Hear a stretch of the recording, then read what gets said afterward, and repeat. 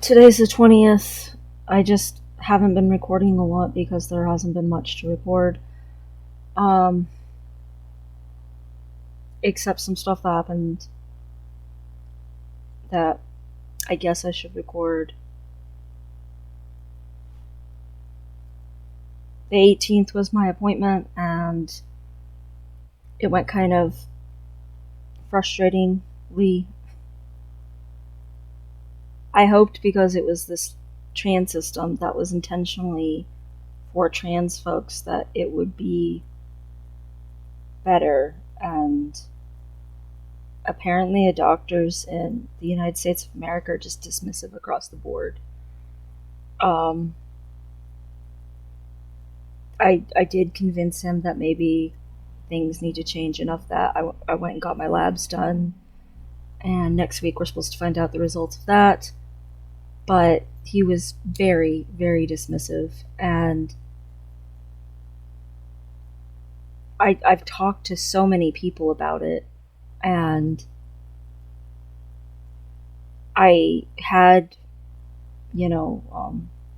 support group, and they were like, why is he giving people such low doses? If he thinks it's normal for people to never get bottom growth or else not get bottom growth for like a month or two, why is he giving people that low of a dose? Because no one's going to get anything out of that. Like, that's the kind of dose that you would give, like, say, a non-binary who didn't want to have any changes, but wanted to very, very slowly, gradually, over the next several years, or decade even, have slight changes.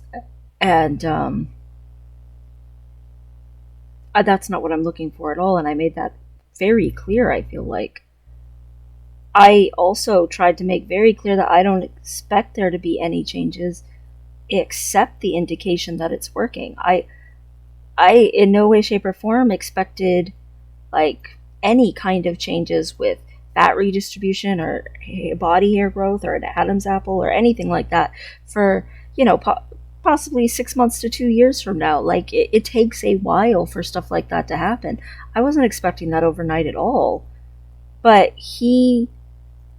I thought about it, and when he very first was mentioning the testosterone and stuff, he kept wanting to bring up not to have high expectations, and I kept being like, I don't have high expectations. As long as it's working, whatever, testosterone's meant to be a long-term thing anyway. I just want to get it started so that I can get started on the countdowns towards surgeries.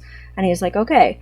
And now he's like, you're jumping to conclusions. And I'm like, I've literally talked to over 100 people, and he just looks at me like I'm a Trump supporter and like I'm stewing in a bunch of conspiracy theories or something. And I'm like, he seems like he's offended that I talk to other people about my appointment with him. And I'm part of international support groups. I'm part of this trans guild. I'm part of, 2 national trans groups. Like, the one that I'm in that, I go to twice a month or whatever is technically in Ohio, but there's people from Kentucky and New York and Maine and stuff in it. It's not like it's only people from Ohio.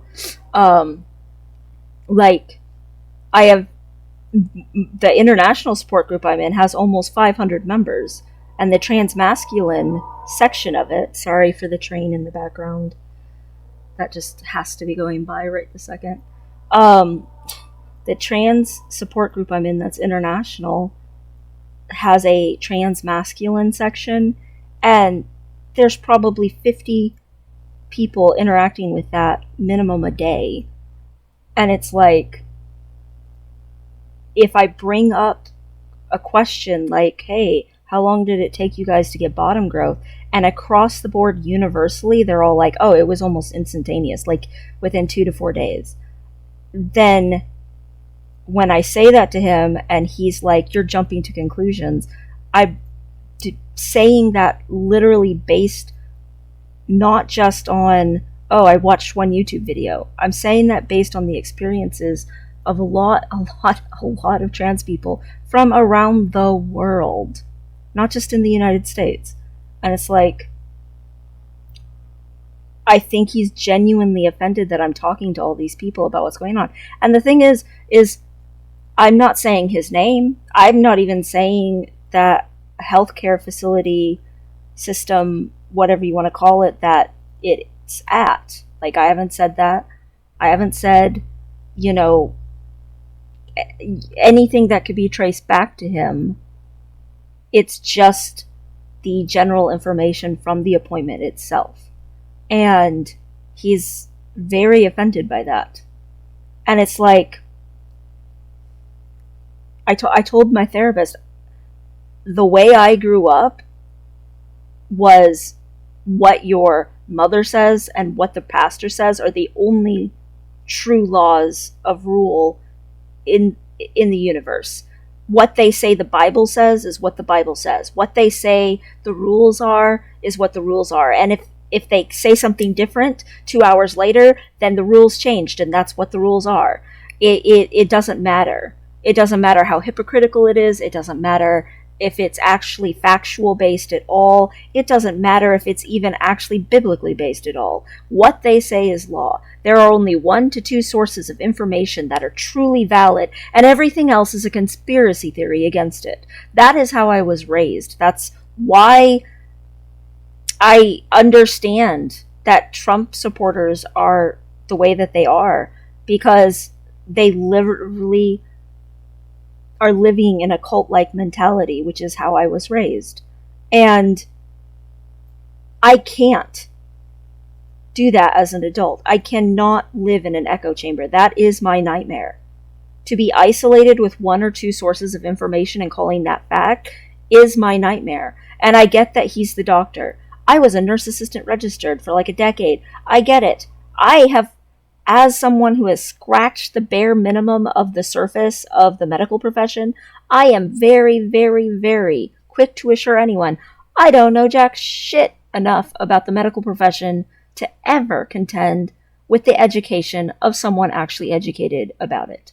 Like, I basically became a nurse assistant registered and realized medicine was not for me, and jumped ship on that. Like, I'm not, I like helping people. I like helping people with special needs very much, but I also am not a medical person. That's just not my interest or forte or whatever.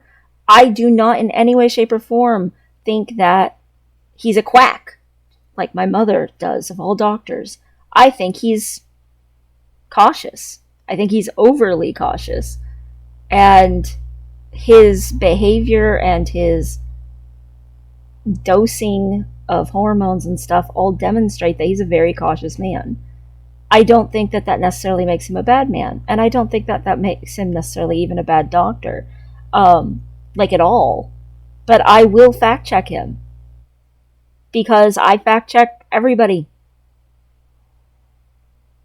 I will fact check my mom sometimes, just to make sure that as much as I trust her and as much as I love her, that she's not telling me something that's not true.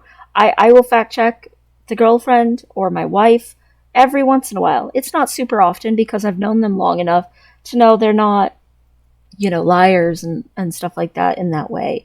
But at the same time, it is in me. I have trust issues, however you want to say it.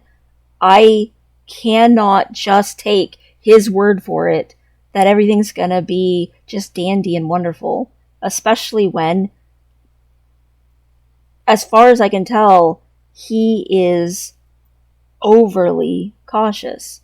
And I need to know that. I need to know he's overly cautious so I can try to temper that caution with a little bit of, hey, this is the self-advocacy I would like to present. Like, I don't think being dismissive and accusing me of jumping to conclusions and rolling your eyes at me when it's a running joke amongst trans folks, FTMs, that, the labels will say the gel works just as fast as injections. But in reality, it's hit or miss.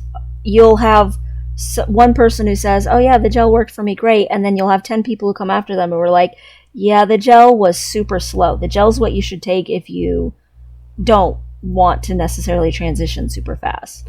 Like, it's a running joke.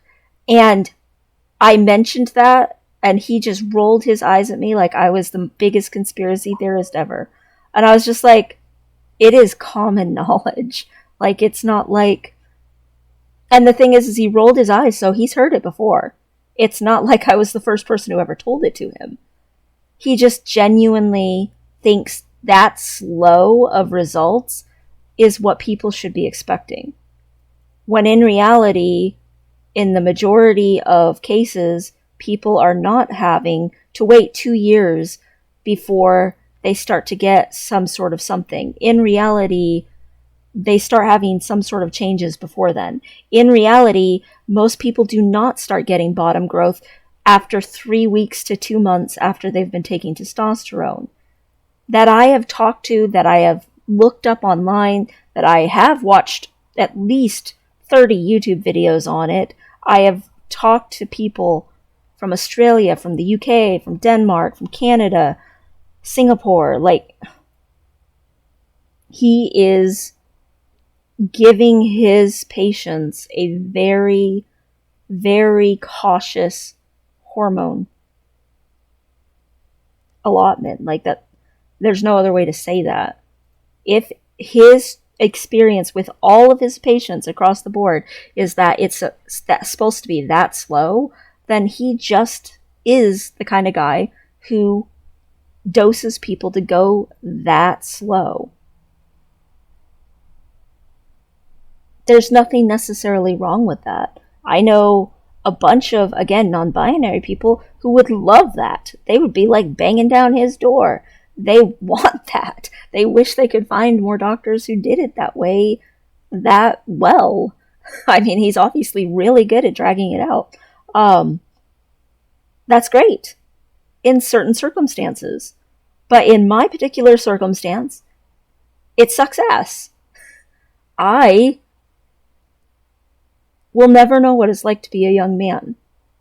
But I would like to at least have a chance at knowing what it's like to be a middle-aged man. Because it's not too long from now when I will be an aging man, and then I will be an old man, and then I will be an elderly man, and then I will be a dead man. And I would like to experience some portion of middle age. I don't think that that's a terrible thing, especially with having wasted more than 3 decades of my life. I don't. And I realize that I naturally produce extra hormones and testosterone. And I realize my testosterone is naturally high, so that made him even more cautious when he's already a very cautious man. But at the same time, everyone I have talked to, and none of them are endos. I will say that right now. None of them are endos. It's either people who have years, at least, the people I'm talking to all have been on hormones for at least 2 years. I'm not talking to people who've only been on hormones for 2 months and they're like, whoa! I'm talking to people who've been on from 2 years to 10 decades. Well, not 10 decades, I'm sorry. 10 years. I didn't mean to say decades. 10 years. I am talking to people who have been, transitioning or else completed transitioning already. One of them has a PhD and studies LGBT plus issues, but they are the kind of doctor where they do like statistical analysis and they do testing for long-term results of positive effects of transition and things like that. They're not the kind of doctor where it's like, hey, let's pick out a dose of hormone. So I take everything that they all say with a grain of salt, because I take everything everyone on the planet says with a grain of salt. I do not believe at face value anything anyone says ever at any point. That is something that is scientific, that is medical, that it can be verified. I want to look it up, and I want there to be at least 6 sources that confirm it. That's why I don't understand. I understand why the people are obsessed with Trump. He's just a dude, but he is a dude who is playing into their insecurities. And they were raised that what the highest authority figure that is accepted says is law. They were raised, if the pastor says it in the church, it's law. If the, parent says it, it's law. I get that. My family is a freaking matriarchy. I get that very much. What I don't get is there's so little voter fraud, like literally just across the board, so little voter fraud that even news sources that they used to trust, like Fox News, have to admit that this is hyperbold. And so they're going to an even more obscure, even less fact-checked news source, because at a certain point, if no one believes the conspiracy theory who are educated at all, at a certain point, you're willfully choosing the conspiracy theory only because you want to be part of a conspiracy theory, not because it's actually believable in any way, shape, or form. I mean, Trump himself has begun to give up on lawsuits now that he's had 29 thrown out of court, and some of them by judges he appointed in freaking Arizona, because they're so ludicrous and stupid and non-factual based. 29 cases at this point thrown out for lack of any actual evidence. So now he's trying to call the legislator up and exert his intentions onto them, and trying to get people to rescind their confirmations, or else now he's reaching out to people who are going to be in charge of the electoral college, because he wants them to vote for him, even though the votes of the people were not for him. Biden at this point is 5.8 million votes ahead of Trump. It's something like that. It's something close. The point is over 5 million. It's ridiculous. Georgia is officially calling it. So Biden has his confirmation anyway, and people are dying. There's over 250,000 dead Americans from the coronavirus, and Trump won't even let Biden's COVID task force interact with his supposed task force he hasn't met with in 5 months. That he doesn't. I mean, he put politicians in charge of it, and Biden's putting scientists and doctors in charge of it. There's people who are like, hey, we might be in the next, say 5 months coming out with a vaccine, and we're having really good pre-test results with it, 94% success rate here, 95% success rate here, all this stuff. And Trump won't let any task force interact with each other because he's just being a stubborn baby. It's killing people. People are actually dying because of him throwing a tantrum, and he still is doing so. And he's still trying to create a giant conspiracy, and he's getting paid, so what does he care? He's getting away with it, so what does he care? It's not important to him whether people die, but the people who are listening to him and following him just genuinely think it's a hoax. I mean, how many nurses have come forward with just the tragedy of their patients dying of COVID, and as they're dying of it, being in complete denial, to the point where they're insisting that it's lung cancer, that it's anything but COVID, that the nurses are full of big pharma conspiracy and lying and trying to trick them. And the nurses are like, please just call your family, make arrangements, say goodbye to your loved ones. And they won't, because they're in such denial that they refuse to call their loved ones because they're so convinced that they can't die from a hoax. And then they die. And they didn't say goodbye to their loved ones, and they didn't make arrangements. And it's unfortunately becoming a more and more common thing. And it's like, The level of denial and delusion is tragic. It's truly, truly tragic.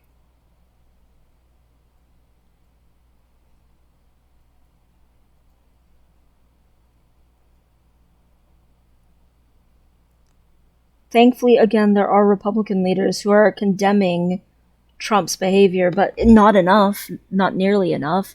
Trump is getting away with calling people, and again, after he gives them a phone call, all of a sudden they want to rescind things. Thankfully, they can't. But he's going to try for the electoral votes. And the thing is, people keep saying, oh, they wouldn't do that because they'd have millions of voters and people rioting up and upset. But the thing is Trump doesn't care about that. All he cares about is getting away with whatever he wants. So if he convinces the people to give him the electoral votes, and there's massive, huge problems with that, he's not going to care. He doesn't care. People are like, oh, they would never go against millions of people. Yeah, they would. Because they're brainwashed. I don't want to be that person who's brainwashed. Ever. I don't even really hardly watch American news sources in any way, shape, or form. I get my news from other countries. To me, it's just as important that babies are being sold in Africa, off the street, as it is that Trump's acting this way. That Ethiopia, the UN's trying to step in and force a ceasefire. That France is trying to declare that, which France has the highest, European Islamic population there is. And France is like, Macron's all, you have to, accept this big giant thing, and the thing is it's one thing to say that Islam needs to be recognized that Islam is a religion, not a political stance. I don't actually have a problem with that. What I do have a problem with is he's like making fun of them for not wanting there to be disparaging cartoons about Muhammad.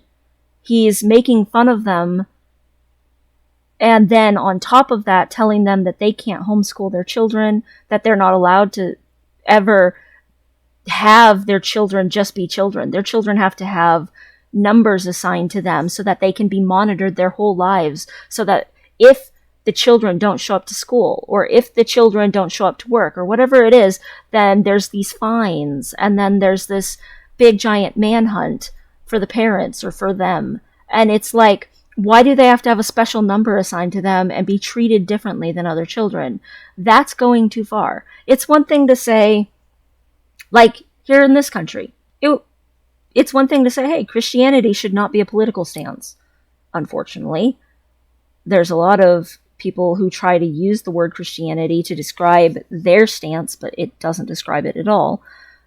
But Christianity is a religion. It's not a political movement. It is a religion.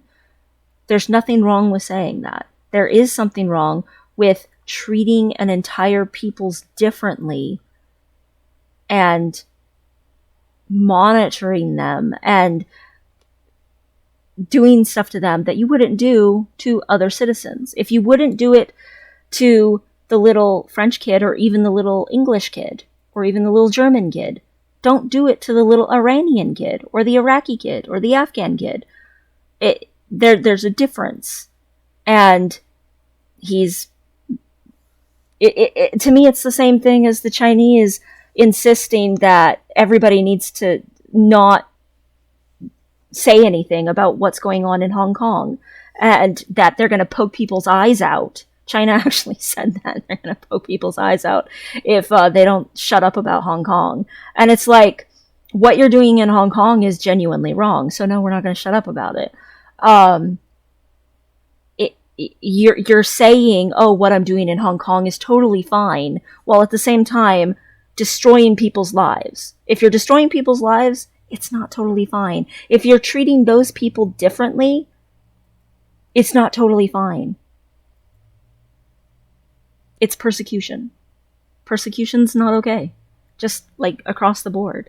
I feel like Trump supporters feel like they have to hold on to their conspiracies because without their conspiracies, they'll have to accept that Trump is just a dude. And I feel like they'll feel persecuted. They're scared of becoming persecuted. I feel like they think they already are persecuted. And persecution's not okay. But at the same time, conspiracy theories and lying constantly and acting like reality isn't reality is not okay. And they literally are acting like reality is not reality. There needs to be some sort of a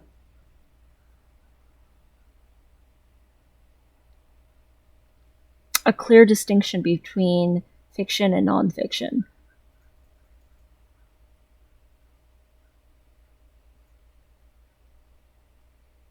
Or a clearer one, at least.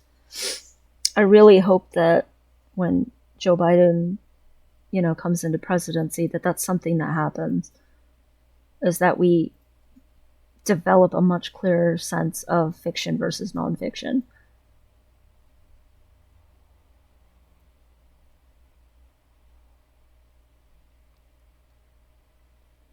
I don't think the doctor's lying to me about his experiences. I think the doctors decided his experiences are what all there is, which is what it seems like a lot of Americans do just in general. They think facts need to conform to their personal experience. And that's not how facts work.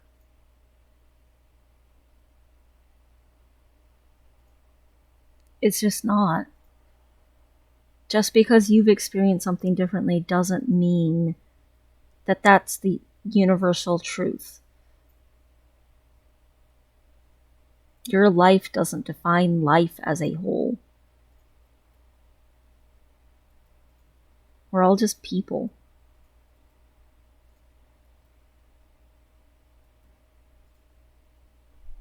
Anyway, hopefully next week I get my results back. And hopefully it's not stupid. I'm worried that my testosterone's going to have gone up like 50 points. And he's going to be like, see, it is working. And I'm going to be like, that's still less than my testosterone has been in the past, or within ranges of my testosterone levels in the past. Like, that's not higher. That's not anything. That doesn't mean anything. And then I'm going to have to fight with him about it. Because that just seems to be the trend. Unfortunately, calling into the place because of COVID-19 takes literally like half an hour to 40 minutes because they're so low staffed, because apparently half the staff has COVID, and that sucks. COVID is getting closer to where we are, so that sucks. Cases are just surging like crazy. And again, Trump doesn't care. He doesn't care how many people die. And Biden's trying so hard to call, all the places making vaccines, and trying so hard to call each individual company because he can't be part of all of everything and start setting things up and getting things ready. And it's all in an attempt to save lives. It's all in an attempt to make it so there's less people dying. The sheer volume of people dying right now, and there's still people who are saying, that the whole thing's a big giant hoax, or that you're trying to tread on them, or whatever it is just like North Dakota had all these horrible surges and stuff, so they made a mandate for stuff, and then South Dakota's governor's all like, oh, I ain't doing that. This is all blah, blah, blah, blah, blah. And it's like, you have a state governor in one position who's like trying to protect their people, and then as soon as you cross the state border, which everyone's going to do at some point, as soon as you cross the state border, you're right in an area that's just filled with no protection. People, I've noticed, some of the Trump supporters being like, oh, if the first lockdown didn't work, why are we doing it again? The first lockdown wasn't an actual lockdown. People didn't actually do it. If you don't actually do it, you can't blame it for failing. It's so stupid. It's just so ridiculous. Like, you can see the trends of where the COVID-19 spreads is from gatherings, and yet people are making like pacts to gather for Thanksgiving and show off their Thanksgivingness. And I'm like, why would you do that when it's statistically proven and shown and predictable and obvious? But true conspiracy theorists don't even think 250,000 Americans have died from COVID-19. They think that number is all fake and inflated by quote-unquote underlying conditions. And it's like, COVID exasperates. It doesn't mean that COVID didn't kill. If I have asthma and I get COVID and I die, I didn't die because I had asthma. I was living with asthma just fine. I died because the COVID exasperated me to the point where I died. It's really obvious that it's not a conspiracy. It's just sense. It's just rational. It doesn't make any sense to call a pandemic that's global, that's international, a hoax. People are dying all around the world. People are getting sick all around the world, and you're acting like this is a political thing. The pandemic is not political. The pandemic is universal.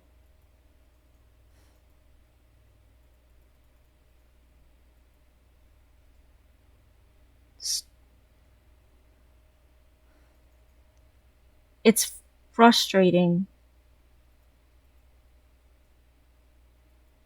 that people are so against being fact-checked. They're so against accepting any other truth besides their own personal experience. And then when their personal experience comes to a place where it's proving the truth that they wouldn't accept, that they're so outraged and so vehement and so in complete denial that they can't even call their loved ones and give them peace of mind or comfort or last words.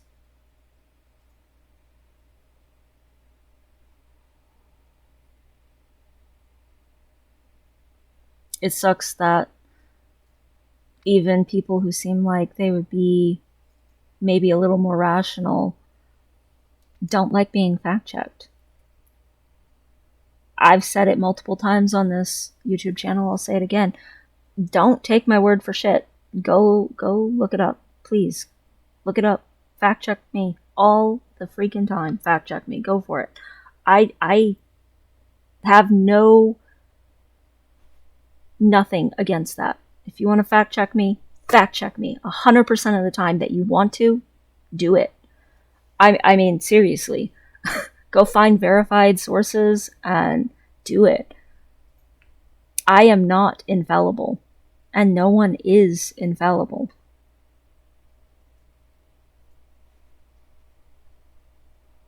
Fact check. And if someone fact checks you, don't be offended by it. Fact checking isn't offensive. It's just people trying to not live in an echo chamber.